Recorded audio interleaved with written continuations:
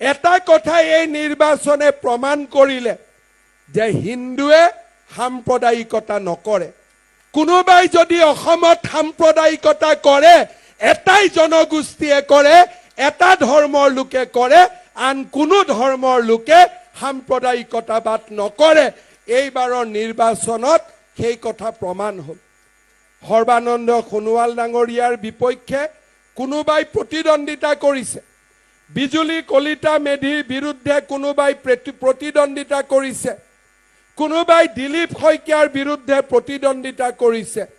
অসমৰ সংখ্যাগুৰু ৰাইজে যোগ্যতা, আশা আকাংক্ষা আৰু অভাৱ অভিযোগৰ ভিতৰত ভিত্তি কৰি আমাকো ভোট দিছে, আমাৰ বিপক্ষে থকা দলটোকো ভোট দিছে। ৰাস্তা কতো হোৱা নাই, চাকৰি কোনেও পোৱা নাই, মানি লোৱাৰ পিছতো আমাৰ কিন্তু এছাম লোকৰ চৰকাৰৰ প্ৰতি অভিযোগ নাথাকে।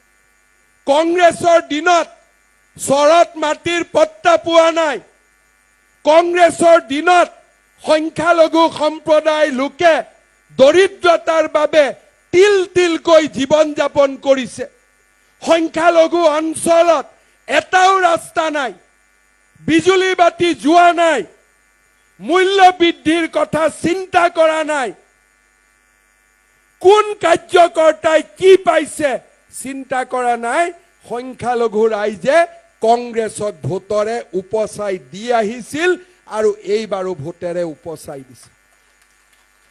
অসমৰ বাবে আমি শিকিবলগীয়া কথা, যিবিলাকে বিজেপি কিমান দিন সাম্প্ৰদায়িকতাবাদী বুলি কৈ আহিছিল, আমি বিজেপিয়ে ক'ব পাৰো যে আমি যদি হিন্দু সমাজৰ হৈও কৰবাত থিয় হৈছো, অসমীয়া সমাজৰ হৈ যদি আমি থিয় হৈছো, জনজাতীয় ৰাইজৰ হৈ যদি আমি থিয় হৈছো, 100টা ভোটৰ 100টা ভোট আমি পোৱা নাই।